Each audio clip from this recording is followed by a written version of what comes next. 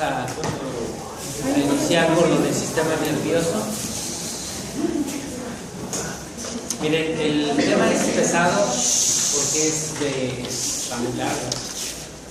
Sin embargo, ahorita les voy a dar un esbozo ya con las imágenes y les voy a ir comentando acerca de los conceptos para no llevarnos una hora platicándoles y repitiéndoles con lo que yo quiero que asienten como una situación útil.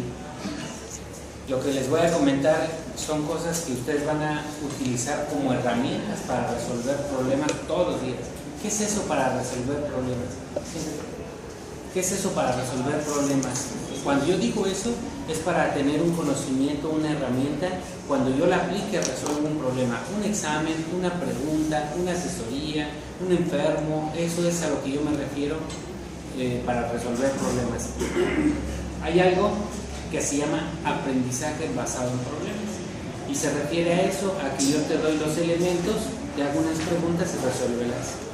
Entonces, lo que vamos a hacer con sistema nervioso, porque es mucho, lo vamos a ir integrando en conceptos.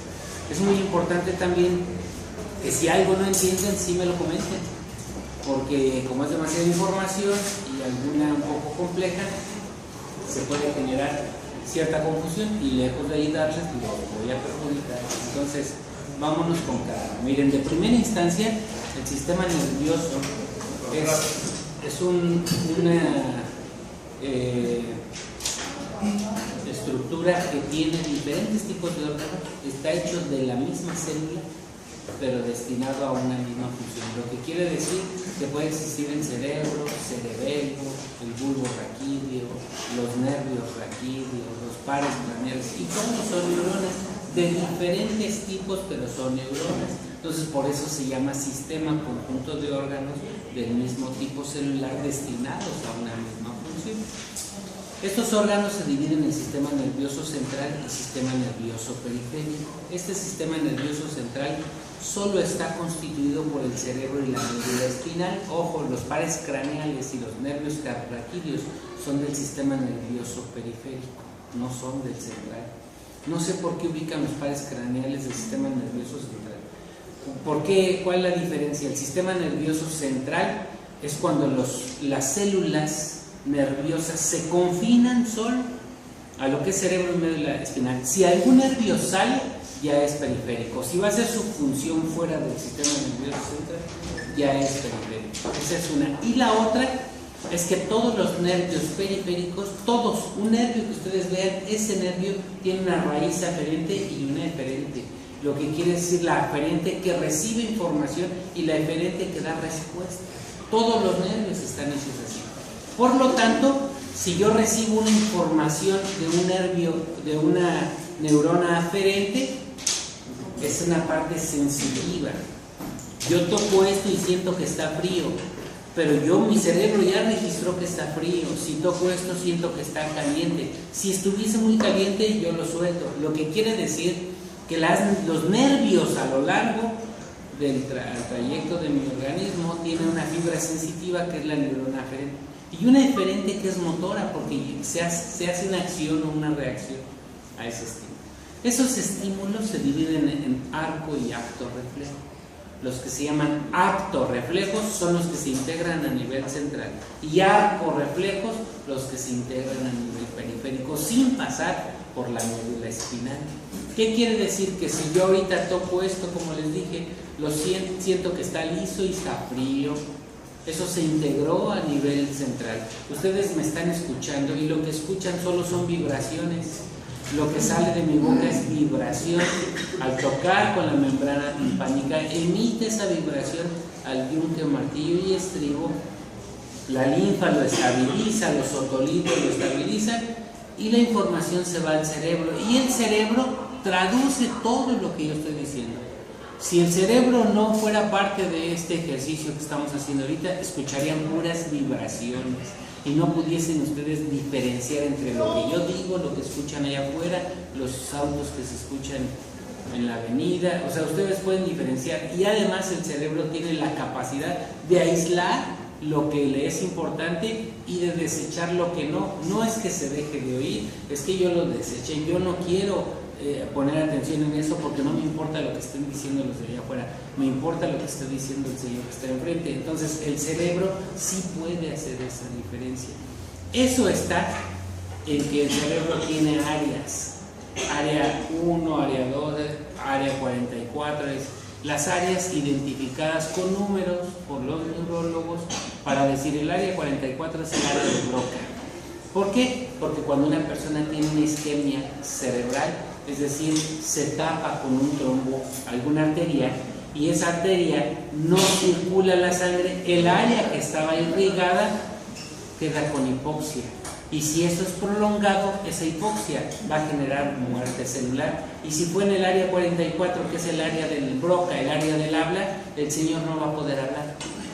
Va a tener dislalia o desastre, que son dos situaciones diferentes. La dislalia es que yo no puedo mencionar las palabras, disartre es que no las puedo.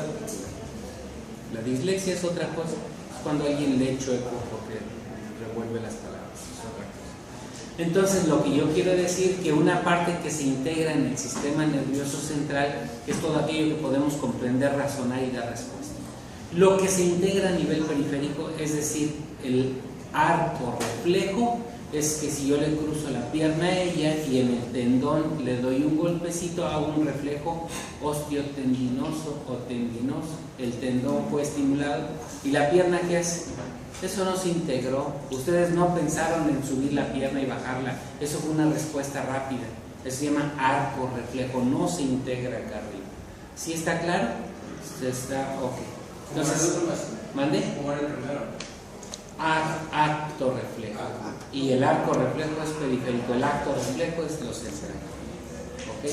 Entonces, el sistema nervioso tiene una parte central que el cerebro se ocupa de integrar tantas funciones tan complejas como sea posible, que si yo ahorita les digo, a ver, piensen en un número, multiplíquenlo por 2, hicimos ese ejercicio, ¿no? Y si ustedes se lo saben, sí, ya me acordé que todos se pararon.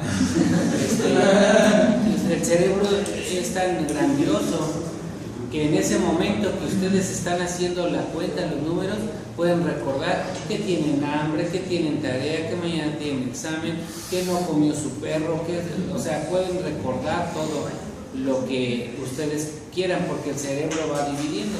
El asunto es que no sabemos utilizar nuestro cerebro. Ese cerebro tan complejo debe tener coberturas que lo protejan, cubiertas que lo protejan. A eso se les llaman meninges. Y hay una meninge que se llama dura madre, aracnoides y pia madre. Y van a decir, eso ya no lo sabemos. Pero lo que pasa es que las meninges tienen una estructura fibrosa de muchos fibroblastos, pero son ricos en venas, en vasos venosos para recoger el líquido cefalorraquídeo, sobre todo el aracnoides, que es la meninge media. Ahí está la zona vascular venosa más rica para que se absorba el líquido cefalorraquídeo que fue producido por los plexos coroideos que están en el techo del tercer ventrículo, rodeando la glándula pineal, glándula que se encarga de la liberación de melatonina, que es la responsable del ciclo del sueño, el ciclo circadiano. La médula espinal tiene astas posteriores y astas anteriores. Las astas posteriores reciben la parte sensitiva, está frío, está caliente, estoy escuchando. Recibe la parte sensitiva. Ya que pasa por un área gris, primero llega al área blanca, pero ya que pasa por el área gris tiene conexiones sinápticas entre muchas neuronas. El área gris, entre más extensa sea, mayor retención, mayor capacidad de análisis, mayor capacidad de respuesta, o sea, una persona que tiene un área gris más extensa hace integraciones interneuronales con mayor efectividad que el que no lo tenga. ¿Cómo puedo yo entrenar para que mi área gris sea más grande? Pues hay que leer, hay que hacer cuentas, hay que recordar cosas, hay que tener la capacidad de estar haciendo algo y pensar en otra cosa, como lo hacen las mujeres. La mujer puede hablar por teléfono, puede manejar en el momento y pintarse igual, y puede chocar. Sí chocan, pero lo hace. O sea, a fin de cuentas lo hace. Lo que quiere decir, y el hombre no, o sea, el hombre está hablando por teléfono y la mujer le dice, oye, mi vida, ¿qué vas a querer comer? A ver, espérame, ¿qué quieres? Y la mujer sí contesta. sin decirse las dientes. Sí, no, claro, pero el hombre no lo puede hacer. Pero no porque la mujer tenga más sustancia gris, no, sino porque la misma vida, la misma forma de vida lo ha obligado a separar su cerebro de alguna manera, porque tiene un sentido de protección, porque ellos son los que tienen, afortunadamente y bendito Dios, los que tienen los hijos, ellas son las que tienen los hijos. Entonces, por eso se despierta ese sentido de alerta. Ahora, el cerebro registra cosas de inmediato y lo que ve. Ahorita pudiésemos poner palabras alternadas y la leen como si no hubiese problema, porque el cerebro integra en contexto. Ustedes no leen palabra por palabra, leen toda la estructura. Y si lo vuelven a leer, van a encontrar algunos errores o datos. El cerebro se ha entrenado para detectar faltas de ortografía, pues, mira aquí le falta, mira aquí le falta. Eso sí lo detecta porque no lo familiariza en forma inmediata. Cuando está entrenado, cuando tiene falta de ortografía, pues no lo detecta. Entonces, el sistema nervioso periférico se constituye de los nervios que salen de la médula espinal. Esos nervios que salen de la médula espinal por los agujeros de conjunción se llaman nervios raquídeos. Son 31 pares de nervios raquídeos y son motores, sirven para moverse, sirven para generar fuerza. Son nervios que no son necesariamente sensitivos, son eminentemente mecánicos. Y además existen los dermatomas. Los dermatomas son los que conducen la sensibilidad y el dolor. Si a mí me da un infarto, me duele el cuello, me duele la mandíbula y el espacio interescápulo vertebral. ¿Quién condujo ese dolor? Los dermatomas. Eso es lo que hacen los dermatomas. Me duele la vesícula biliar, pero todos los que les duele la vesícula biliar tenían una coledocolitiasis, les duele la espalda, se llama signo de Murphy. ¿Quién guió el dolor hacia la espalda? Los dermatomas. Entonces son sensitivos eminentemente. Dermatomas. Y los 12 pares craneales son periféricos: el olfatorio, óptico, motor ocular común, patético o troclear, trigémino, que es mixto, es uno de los nervios mixtos, es sensitivo y motor y es muy importante. Motor ocular externo, el facial, vestíbulo coclear, glosofaringeo, neumogástrico, vago, espinal y el hipogloso. Son los 12 pares craneales que de alguna manera se dividen entre sensitivos y se dividen en algo entre mecánicos y algunos son mixtos. Y esos nervios raquídeos pueden dar plexos cervicales para mover la estructura superior de la caja torácica, plexos dorsales, plexos lumbares, plexos lumbosacros, y esos plexos son para que uno de esos nervios llegue a un músculo y ese punto se llama placa neuromotora. Eso, cuando yo estimulo un nervio, se estimula el músculo y ejerce una acción. Ahora, ¿cómo es que se ejerce una acción? ¿Cómo es que se ejerce una respuesta? Es porque hay mediadores químicos. Los mediadores químicos hay muchos y diferentes tipos. Esos mediadores químicos son mediadores presinápticos para estimular a los receptores postsinápticos. Entonces es muy importante considerar que una persona que se droga, por ejemplo, esos receptores postsinápticos son ocluidos por la droga porque tienen afinidad. Entonces, ¿cómo va a estar la respuesta si los receptores ya están ocupados por la droga? Lenta. Por eso están todos idiotas y como y no es irreversible, no lo pueden remediar. Todos los que tienen heroína y los que tienen cocaína, la marihuana no ocupa esos receptores. La marihuana tiene otros efectos depresores del lóbulo frontal, porque cuando se deprime el lóbulo frontal me duermo, me da sueño. Primero es excitatorio y después ya es depresor, como el alcohol. Primero es excitatorio y después ya es depresor. Entonces, el sistema nervioso periférico tiene a los pares craneales, los nervios espinales o nervios raquídeos y todos los nervios periféricos que van a aplicar en una placa neuromotora. Los plexos, que ya los mencionamos, los ganglios son cuerpos neuronales donde se integran sinapsis. Los ganglios nerviosos se integran sinapsis para conexión. Los ganglios linfáticos, ahí se maduran los linfocitos. Son dos tipos de ganglios diferentes. ¿Okay? En todo el organismo tenemos el sistema nervioso central y después viene el periférico con todo esto. Por ejemplo, este es el nervio ciático. El nervio ciático tiene una trayectoria, es el grosor de su dedo meñique, así como tiene el dedo meñique, así tiene el nervio. Cuando ese nervio ciático se inflama por alguna razón, se llama neuritis, pero cuando duele se llama neuralgia y es por una inflamación. Entonces le dicen el síndrome del nervio ciático o ciática o neuritis, pero me duele, tiene neuritis con neuralgia. ¿Okay? Y así están todos los nervios que son sensitivos y que son periféricos. Las funciones del sistema nervioso pueden ser una función somática. Esa función, soma es cuerpo, esa función somática es la que divide el sistema nervioso central en periférico, donde la inervación general se da en forma mecánica, excepto el sistema nervioso autónomo. El sistema nervioso autónomo se gobierna por sí solo y regularmente inerva al corazón y a todas las vísceras. Los músculos respiratorios no, esos son voluntarios, porque yo puedo respirar profundo y soltarlo, pero en el momento puedo dejar de respirar si yo quiero. Pero al corazón no le puedo decir párate o acelera, eso reacciona en función de las necesidades del cuerpo. ¿Cómo es la inervación de los bronquios para que se mantengan o no sé, hay contracción y dilatación? Lo habíamos visto, creo que tiene dos vías, una colinérgica y una adrenérgica. Entonces cuando yo estimulo la colinérgica hay broncoconstricción. ¿Qué quiere decir? Si ahorita tú sales al frío o fumas, el bronquio es esto, se contrae. Se contrae para dos cosas. Primero, para purificar el aire contaminado que le estás metiendo. Y segundo, para aumentar la fluidez. Tú cierras una manguera y el agua es igual al aire, cierra el calibre y fluye más. Entonces, esa contracción es una respuesta a un estímulo colinérgico. Si yo como algo frío, es un estímulo colinérgico y se contrae. Y si se contrae y produce moco, ¿qué pasaría si yo no toso? El moco se acumula. Por eso la tos es un mecanismo de defensa para movilizar la flema. Entonces, ahí estimulaste la vía colinérgica. Ahora, tú estás corriendo.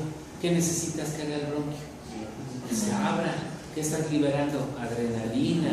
Y estimula la vía adrenérgica y eso provoca. Si uno es asmático y está el perro, pasa cerca y llegan los ácaros, estimulan la vía colinérgica y hacen una broncoconstricción. Entonces, ¿yo qué le tengo que dar como medicamento para la broncoconstricción? Adrenalina. Entonces, así funciona el bronquio, es un estímulo. Nada. Entonces, el sistema nervioso del músculo liso, ¿qué tiene músculo liso? Vasos sanguíneos y vísceras. El corazón también, las glándulas. Yo no le puedo decir una glándula secreta enzimas, ahora no, secreta hormonas, ahora no. Ellas las secretan en función de lo que se necesite. Y las glándulas tienen una acción eferente, que es una respuesta, y las vísceras una acción aferente. Ellas reciben lo que si yo me como algo o si yo tengo algún pensamiento o tengo cualquier situación, las vísceras se conectan. Ejemplo, ahorita les hablan a ustedes por teléfono y les dice su mamá: ¿qué crees, hija? ¿Qué, mamá? Nos sacamos la lotería. ¿Cómo va a ser la adrenalina? Liberada. ¿Y saben qué pasa? Si esa persona tiene sueño, está muerta de hambre, está aburrida, no quiere saber nada, con esa noticia, ¿cómo se pondría? Venga, ¿no? Lo que sea.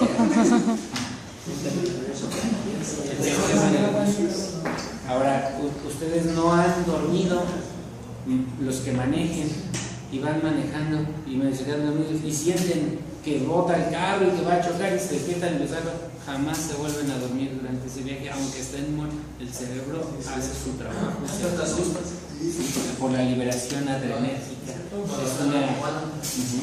Ahora, hay gente que va a alguno de los juegos así, a Six Flags o cualquiera de esos, y hay gente que dice: yo no me subo ahí ni de chiste, y otra gente dice: yo ya a mí me gusta, y la gente, entre más lo hagan, más se acostumbra, entonces se hacen dependientes adrenérgicos.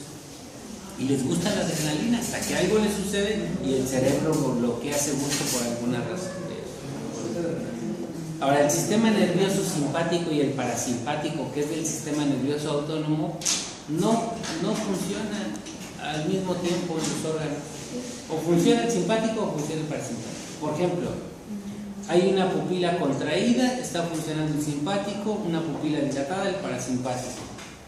Entonces hay una miosis y una midriasis. La miosis estimuló al simpático y la midriasis el parasimpático. No puede haber miosis y midriasis al mismo tiempo. Entonces siempre funciona uno o funciona otro. No puede haber contracción y relajación al mismo tiempo. O funciona uno o funciona otro. Entonces por eso es sincronizado. Ahorita lo vamos a recordar. Déjenme adelantar para no perderse. Existen más de 100.000 millones de neuronas, cada uno con miles de sinapsis. ¿Qué es una sinapsis? Una neurona se conecta con otra no porque se pegue, sino porque se acerca y su neurotransmisor le da comunicación. Esa neurona no es que esta sea frente y esta diferente, no. Esa es una conducción directa, la neurona frente y una conducción directa. Pero para que eso suceda, los neurotransmisores van estimulando. Pero puede estar una dendrita con otra dendrita. Entonces, ¿cómo se llamará esa sinapsis? Dendrodendrítica. Un axón con otro axón, axoaxónica. Una dendrita con un axón, axodendrítica. O sea, esos son los tipos de sinapsis que hay. La neuroglia son células de sostén del sistema nervioso central y le ayuda al tejido conectivo.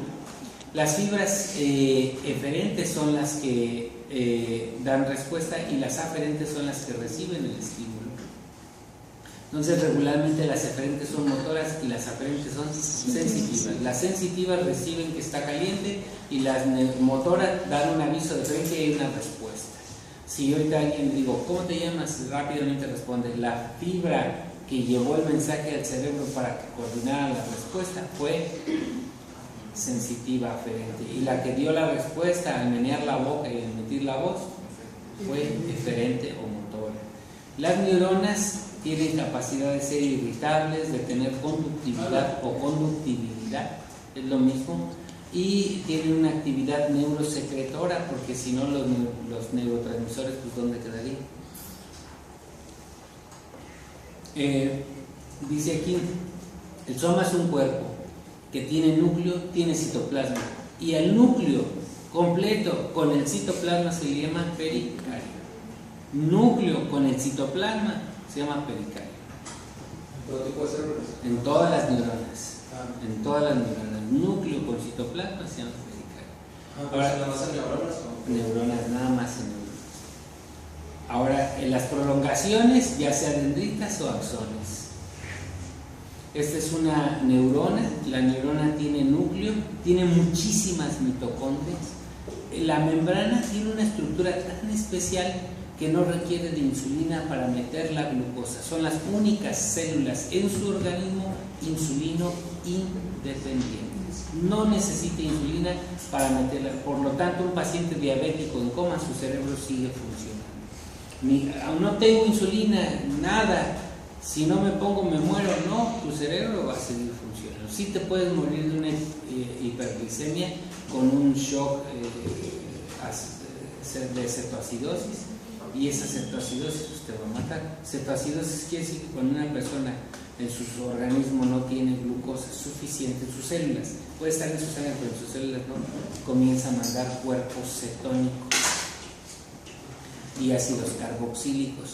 Entonces la combinación entre los cuerpos cetónicos y ácidos carboxílicos de las células que no tienen glucosa dentro se liberan a la sangre.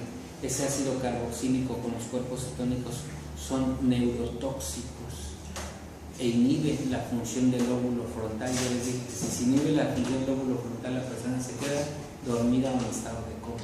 Entonces, una cetoacidosis es en un paciente diabético que tiene una hiperglicemia, no tiene insulina y está liberando cuerpos cetónicos y ácidos carboxílicos, generando una cetoacidosis metabólica. Entonces ahí la neurona, aunque tenga glucosa, no responde porque la membrana se daña, se oxida. Ustedes ven aquí las dendritas y ven los axones. Los axones en el sistema nervioso central, los oligodendrocitos forman la mielina. En el sistema nervioso periférico son las células de Schwann. Entonces, ya con eso nosotros podemos saber que si una persona se droga, lastima las células de Schwann, pero más lastima los oligodendrocitos. Y si no produce mielina, ¿qué va a pasar? ¿Cómo es la transmisión? Por eso están como dije. ¿Cómo estaban?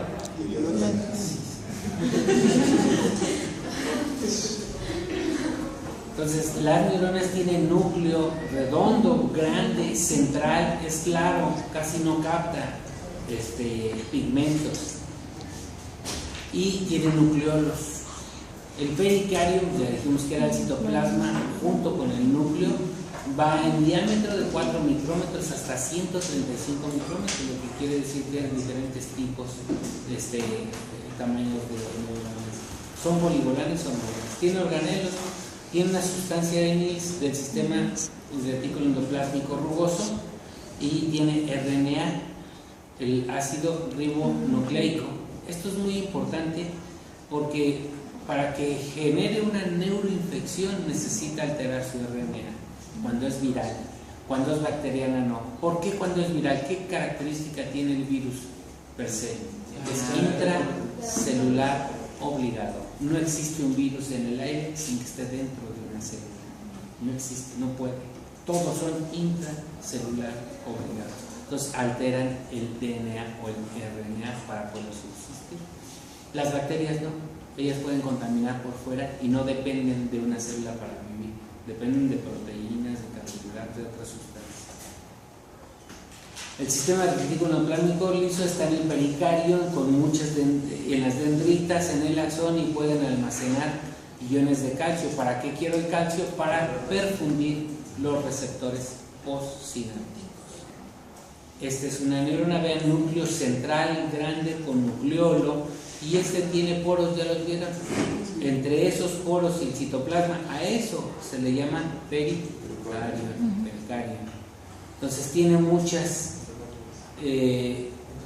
mitocondrias. Las mitocondrias llevan a cabo cada una su ciclo de Krebs en su membrana interna con presencia de oxígeno. Así es que si la neurona está bien, no necesito insulina, pero no puedo dependo completamente de la presencia de oxígeno. ¿Por qué? Porque yo una glucólisis aeróbica, es decir, en presencia de oxígeno, hago 38 moléculas de ATP. Y si tú me quitas a mí el oxígeno, voy a hacer 2 moléculas de ATP. El cerebro, dormidos, despiertos, desmayados, todo siempre está funcionando. Nunca en su vida descansan hasta que se mueran. Todos sueñan, todos. Algunos se acuerdan y otros no. Algunos van a tener imágenes y van a decir, yo esto ya lo pasé, yo ya la vi, yo me acuerdo, y integra imágenes y las construye, las guarda y las proyecta cuando se le hace algo familiar. Nada de que yo en otra vida estuve y ya me...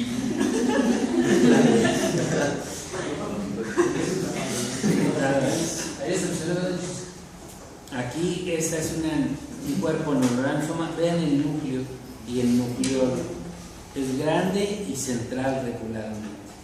Las neurofibrillas son haces de neurofilamentos intermedios. Si se acuerdan de las neurofibrillas que las vimos cuando vimos muscular, esas neurofibrillas, su principal función es un sostén mecánico. Las neurofibrillas tienen microtúbulos como los tiene la célula, lo recuerdan, y tienen filamentos de actina con el propósito de contraer y relajar. El aparato de Golgi está en contacto íntimamente con el pericardio, es decir, entre el núcleo y el citoplasma. Las mitocondrias ya dijimos que son abundantes y grandes. Y tiene un centrosoma. Aquí yo le puse eso porque lo describe nada más como que ahí está. Sí organiza desde luego la parte cromosómica de las células, pero no depende del centrosoma según lo he leído. Entonces lo tienen, ahí está, y no sé para qué. Las inclusiones tienen gotas de lípidos, glucógeno, gránulos de pigmento, hierro, lipofucsina. Todo tienen las inclusiones, son inclusiones que se utilizan con el propósito de transportar sustancias, sobre todo enzimas hidrolíticas, para que no le hagan daño a la misma célula. Las dendritas aumentan la superficie de contacto, es lo que hacen las dendritas, y entre más dendritas exista se llama neurópilo. Un cuerpo neuronal que tenga muchas dendritas tiene más neurópilo que una que tenga dos. Entonces hay neuronas unipolares y bipolares. Esas neuronas no se regeneran, excepto ¿cuáles? Neuronas bipolares, ¿de dónde? Del vestíbulo medio de la nariz, donde se inicia el nervio olfatorio. Recuérdenlo bien. Todas las demás no se regeneran, se mueren y se acabó. No hay manera de recuperarlas. Así es que tengan cuidado con lo que fuman, con lo que toman. ¿El alcohol es malo? No es malo. No es malo. Lo malo es el abuso. El abuso sí. Una persona que tome alcohol en forma razonada prolonga su vida hasta 10 años.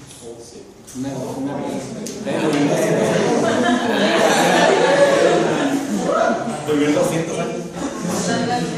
Hay alimentos que tienen alcohol, hay bebidas, pero ya tomárselo concentrado y llegar hasta la embriaguez, no, porque el hígado, ya saben lo que hace el hígado, no lo va a perdonar. O sea, yo no estoy diciendo ni invitándolos a que tomen y se emborrachen, no, solamente es un concepto. ¿Por qué? Porque el alcohol es vasodilatador y tiene radicales OH que permiten o inhiben la oxidación de la membrana celular por los ácidos grasos libres. Lo peor que les pueda pasar a ustedes y a mí es tener ácidos grasos libres. ¿Quién tiene ácidos grasos libres?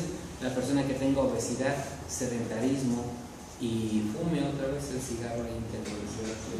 Esos a los 30 años se infartan y son los que menos duran, porque un infarto en una persona más joven es peor, es más grave que una persona joven. ¿Okay? Entonces una copita de vino. Sí, como digestivo, como... Ajá, pero yo lo junto todo para el fin de semana, no porque... No es así. Bueno, el axón tiene regularmente uno por neurona, es un cono de iniciación, pueden emitir axones colaterales, perpendiculares, siempre en conexión con el axón que debe ser, el axón más grueso. Tienen ramificaciones terminales. Siempre que termine un axón y tenga terminaciones, se va a llamar telodendrón o telodendritas. Por ejemplo, la médula espinal, al final, tiene muchas ramificaciones. Ese se llama telodendrón. Siempre, en cualquier axón que tenga al finalizar su trayecto ramificaciones, como axones más pequeñitos, se llama telodendrón. Y tienen un botón terminal que es el botón sináptico, donde van a hacer conexión, ya sea con otra neurona, en el músculo, en la piel, en los dientes, en todos lados, excepto no hay en las uñas, no hay en el cabello, no hay en el pelo, porque yo me puedo cortar el pelo. ¿Qué me hace falta? Yo me puedo cortar el pelo y no me duele, las uñas y no me duelen, porque no tienen terminaciones nerviosas. Entonces tienen axoplasma, axolema, una vaina de mielina y un transporte axónico muy importante. Puede ser lento o rápido, depende de la cantidad de proteínas y de organelos que tenga. Eso ya lo veremos un poquito más adelante. Ahí están las telodendritas. Los tipos de neuronas ya los dijimos dependiendo de su prolongación. Hay unipolares, bipolares y multipolares. Las unipolares o pseudo-unipolares tienen ganglios de conexión espinales y los ganglios craneales. Las bipolares, por ejemplo, están en la retina, en la cóclea, en el ganglio vestibular. Y las multipolares, esas regularmente son neuronas que quisieran ser reemplazadas, pero esas precisamente cuando son dañadas ya no son reemplazadas por nada. Por su longitud hay Golgi tipo 1, que es de proyección de axón largo. Las tipo 2 son interneuronas de axón más corto. Y este es el neurópilo que les dije, son disposiciones de las prolongaciones. ¿Qué tanto neurópilo? Entre más una persona recibe información, la capte más, la conserve más y la utilice más, es que tiene más neurópilo que otra persona que no lo hace. Ahí están los tipos de neuronas: bipolares, multipolares y pseudo-unipolares. Este es el que más neurópilo tiene. Son células de la Purkinje a nivel cerebral. Estas son células pequeñas reticulares que tienen poco neurópilo, pero ¿cuántas conexiones puede haber aquí en cada una de estas? Millones. Entonces, de alguna manera, sí podemos identificar que las neuronas tienen conexiones unas con otras, y esta sinapsis axosomática, porque va con el cuerpo, y después esta viene, y esto ¿cómo se llama? Placa, ya sea neuromotora o vasomotora, porque están los vasos sanguíneos. Es una placa, ¿ok? Esperen un momentito. ¿Por qué es difícil para el cuerpo reemplazar células nerviosas? ¿Cómo? ¿Por qué es difícil para el cuerpo reemplazar células nerviosas? O sea, no las vuelve a construir, no estamos hechos para que haya células madre o células stem cell que le den origen, no se hicieron, el organismo no lo tiene, excepto las vestibulares. No hay, las vestibulares tienen unas neuronas somáticas que les pueden dar origen, pero no más, no hay forma. No se reemplaza, ni usan ni. Miren, en la sinapsis hay unas zonas de contacto para la transmisión del impulso eléctrico mediada por neurotransmisores. Aquí ya dijimos que es una porción presináptica de acciones con neuropéptidos, y esta es una porción postsináptica. De aquí viene el estímulo, salen los neurotransmisores, los receptores los reciben, y este lleva para ser integrada a nivel del sistema nervioso. Esa hendidura se llama hendidura sináptica, con un polo presináptico y otro postsináptico. Aquí están, estas vienen cargadas las vesículas de neurotransmisores como la acetilcolina, la adrenalina, noradrenalina, dopamina, ácido gamma-aminobutírico. El mismo óxido nítrico funciona como neurotransmisor. Entonces ahí se va a hacer la cosa. Aquí están todos los neurotransmisores, vean. Hay como neurotransmisores aminas. ¿Cuáles aminas? Acetilcolina, noradrenalina, dopamina, serotonina y histamina. Esos son los neurotransmisores tipos aminas. Ahora, los neurotransmisores tipo aminoácidos, glutamato, que esto es muy importante en el síndrome de Alzheimer, el aspartato, otro que funciona para eso en la demencia senil, ácido gamma-aminobutírico y lisina.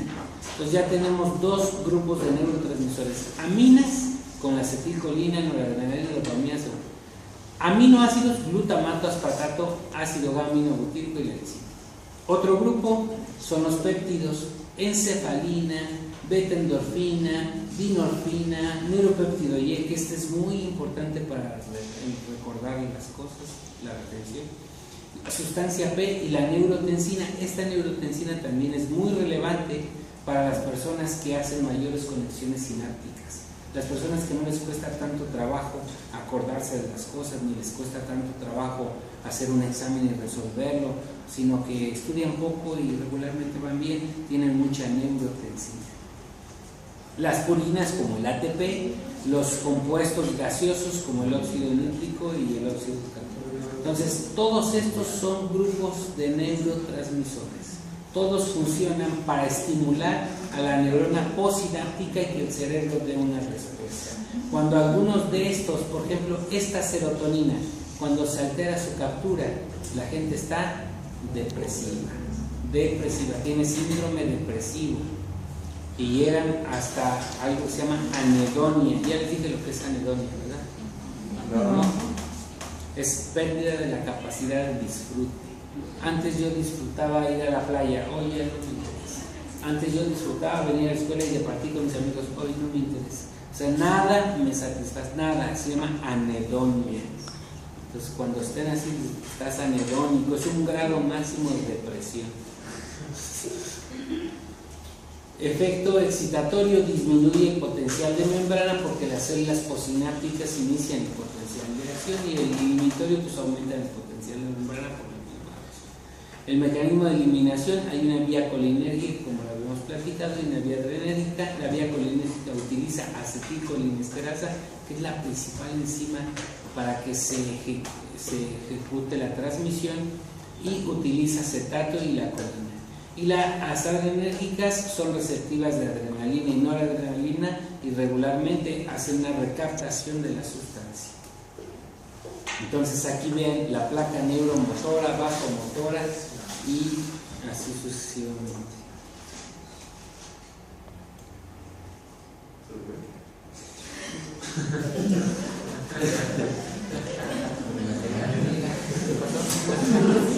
Es que de repente fue como que.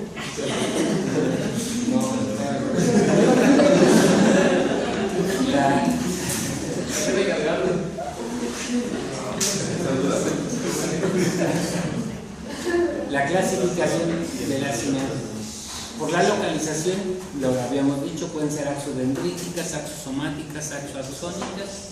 Y por las condensaciones, la cantidad de sustancia, que es muy importante. La que tenga más sustancia esté más condensada, también tiene más capacidad de razonamiento y de análisis. Entonces hay tipo 1 excitatorias y tipo 2 inhibitorias. Ahí está el tipo de sinapsis. Una neurona, un cuerpo somático puede conectar con miles de neuronas, y aquí se ve cómo trabajan las mitocondrias y todas estas vesículas congestionadas de neurotransmisor van sobre una placa neuromotora para estimular. Fíjense, esto es muy importante. Las células de neuroglia en el sistema nervioso central son de sostén. Esas células de la neuroglia son o tienen mayor número que las neuronas. Las células de la glía del sistema nervioso central, pregunta de examen, son astrocitos y oligodendrocitos. Los astrocitos pueden ser fibrosos o protoplasmáticos, y los oligodendrocitos pueden ser perivasculares, perineurales e intervasculares. Y los de la periferia, que ya es otra cosa, las células glías de la periferia son células satelitales o células satélites, y las mismas células de Schwann. Esas son periféricas y estas son de sistema nervioso. No sé por qué algunos de ustedes como que ubican las células de la glía solo en el sistema nervioso central. Yo lo que dije al principio es que todas estas son células de sostén, y las de la microglia pertenecen al sistema nervioso central. Ok, ahorita vemos lo que es el epéndimo, porque ahí viene un dibujo. Vamos a ver cada uno los astrocitos. ¿Dónde dijimos que estaban los astrocitos? Periféricos. Y son células de la glía. Y son células de sostén. Son fibrosos con sustancia blanca. Se llaman protoplasmáticos porque también interfieren en la sustancia gris. Están en forma de estrellas. Ojalá y todos tuviésemos facilidad de entrenar a nuestros astrocitos. Ahí sí seríamos más inteligentes. Son numerosas prolongaciones citoplasmáticas. Al contacto con un vaso sanguíneo forman procesos pediculares o pies. Sus núcleos son claros, tienen inclusiones con glucógeno. ¿Para qué quiere glucógeno un astrocito? Para sostener. Como reserva. ¿De qué? De glucosa. Entonces, el astrocito tiene la capacidad de hacer una glucogenogénesis, y cuando lo necesite hace una glucogenolisis para producir una gluconeogénesis y utilizarlo para una glucólisis. ¿Sí o no? Es que se quedaron sus astrocitos no conectados. Bueno, son de sostén y de armazón. Aquí es lo que está diciendo con un vaso sanguíneo. ¿El cerebro tiene vasos sanguíneos? Y un montón. Ahí está, esta es una fotografía real, un vaso sanguíneo con un astrocito. Vean, regulan los neurotransmisores y por medios iónicos. ¿Qué iones estamos diciendo que están ahí activándose? Calcio. Magnesio también. El óxido nítrico se utiliza también como neurotransmisor y no se considera como un ion. ¿Okay? Entonces, esos no generan una potencial de acción, no lo necesitan, dan respuesta a cualquier estímulo, no requieren un potencial de acción. Es decir, no gastan energía para la transmisión de los neurotransmisores en ese momento, gastan energía en la transmisión del impulso. ¿Sí? Producen lactato a partir de la glucosa, de los alimentos de las neuronas. Es el alimento de las neuronas el lactato, esto es muy importante. En lesiones de tejido nervioso captan sustancias de las neuronas dañadas o los pedacitos también, y por lo tanto pueden aumentar su tamaño. Hay trocitos más grandes todavía. Si alguien tiene un traumatismo, puede generar un edema cerebral, porque en el traumatismo hay daño celular, y ese daño celular se lo tragan los astrocitos y se hacen más grandes y generan cicatrización, forman parte del tejido rico en fibras o en estenosis. Cuando hay una palabra cicatrización en el sistema nervioso central, fíjense bien lo que voy a decir. Si se cicatriza la corteza cerebral, entonces sí hay convulsiones. La corteza cerebral, la que nos permite hacer movimientos, pero si la corteza tiene una lesión, una cicatrización, un cisticerco, lo que sea, da convulsiones, y de ahí nace la epilepsia. Es la corteza cerebral la que genera ese. Los oligodendrocitos no tienen gránulos ni filamentos, los núcleos son pequeños y oscuros. Hay oligodendrocitos alternatales que son parte de la sustancia gris, ¿no? Y los oligodendrocitos interfasciculares que están en la sustancia blanca. Entre más satelitales tengamos, mejor. Y forman la mielina en el sistema nervioso central. Este es un oligodendrocito en sistema nervioso central, forma aquí la mielina, la drena por aquí y lo va alimentando para que tenga un aislante, el axón o la dendrita, y pueda impulsar con mayor velocidad las transmisiones. Células de la microglia, como ya hemos dicho. Esas células son pequeños núcleos, tienen pequeños núcleos reducidos y oscuros, tienen prolongaciones delgadas y muy finas sinapsis, se encuentran miles y